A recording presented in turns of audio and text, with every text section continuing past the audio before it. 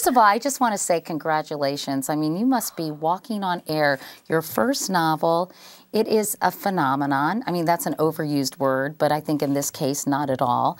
Hugely successful. A friend of mine said she went on vacation recently, and everyone she saw was reading The Help on the beach. Tell me how you're feeling about this extraordinary success. I think the truest word I can use is surprised. I had no idea. You know, I started writing The Help, gosh, right after 9/11. Really out of homesickness more than anything. I just wanted to hear those voices, you know, from my past. I was living in New York City. I missed my family and my friends from Mississippi.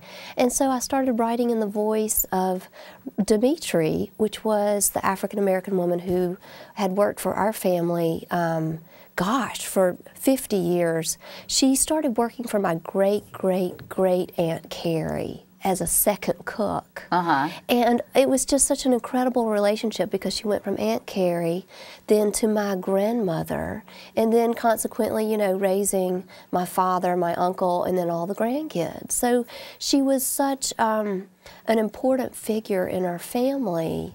And I won't use the phrase that I think is so overused, and that is she was like part of the family, because you know, therein lies the irony that is the relationships of blacks and whites in Mississippi. And in much of the South, especially during the period about which you write. Now, I was curious, how old are you, Kathryn? Because you weren't born, I'm assuming, during the period of time your book is written. I am 40, and the book takes place, it opens up in 1962. Right. So it was a little bit before, you know, my generation came along, but I have to tell you, not a whole lot changed in Mississippi from the 60s to the early 70s. It changed on the law books, for sure, but not a lot had changed in the kitchens of the white homes. And you know, so much of this book is about the uneasy, complicated relationship.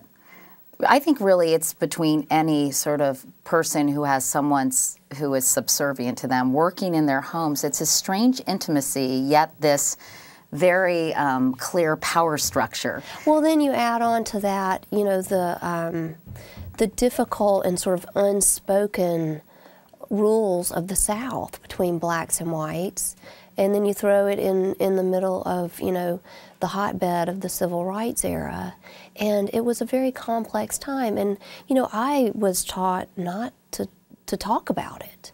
You didn't talk about the differences between blacks and whites and how we were treated in our relationships.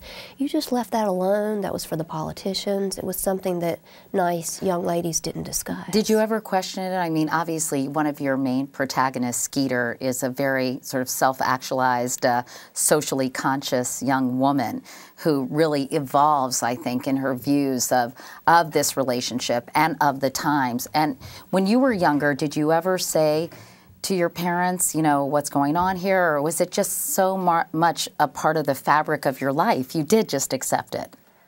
I never questioned any of it. And do you feel guilt about that in some ways? I feel a little ashamed to admit that it wasn't until I was 30, you know, 30 years old, maybe 35, that I really started to question and think about for the first time in my life what Dimitri must have been thinking and feeling as she was taking care of our family. It never occurred to me to wonder what she was thinking.